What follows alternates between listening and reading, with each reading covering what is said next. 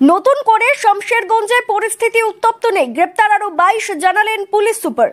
নতুন করে আর শমশেরগঞ্জের পরিস্থিতি অগ্নিগর্ভ হয়নি। গত 24 ঘন্টাতে আরো 22 জনকে গ্রেপ্তার করা হয়েছে। পাশাপাশি বাবা ও ছেলেকে খুনের ঘটনায় বেশ কয়েকজনকে আটক করা হয়েছে। বুধবার সকাল থেকে ঘরছাড়া পরিবার ঘরে ফিরে আসছেন বলে জানালেন জঙ্গিপুর জেলা পুলিশ সুপার আনন্দ রায়।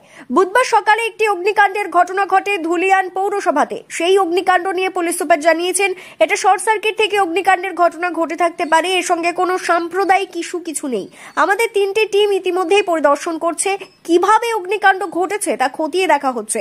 অন্যদিকে শমশেরগঞ্জের গত 24 ঘন্টাতে কোনো অপ্রীতিকর ঘটনা ঘটেনি। আরো নতুন করে 22 জনকে গ্রেপ্তার করা হয়েছে।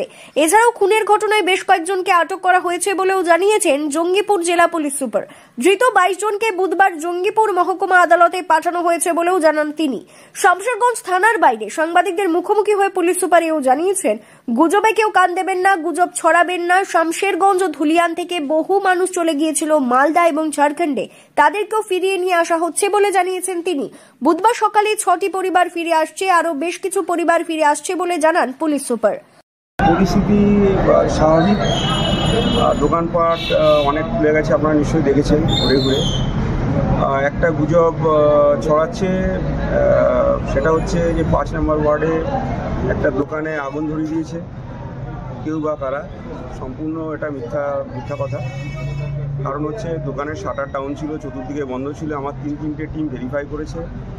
শাটারের নিচে দিয়ে যখন ধোয়া দেখা যাচ্ছিল সেই সময় ওটা যে মালিক সে খোলে। তারপরে পুলিশের টিম আমার কাছেই ছিল, ওরা গিয়ে প্রথমে আর কিছু পাবলিক এভাবে আগুনটা নেবে।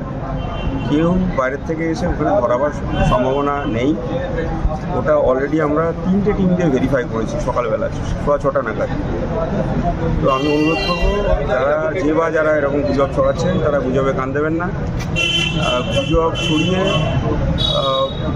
এরিয়া উত্তপ্ত করবেন না। এখনো পর্যন্ত গ্রেপ্তার কতজন হয়েছে? গতকাল সুতি এবং শামশেরগঞ্জ 2 থানায় মিলিয়ে 22 জনকে গ্রেপ্তার করা হয়েছে। আর মার্ডার কেসে আমরা আটক করেছি, জিজ্ঞাসাবাদ চলছে। স্যাটিসফাই হলে প্রায় বেশি যখন পাবো তখন ওদের গ্রেফতার দেখানো হবে।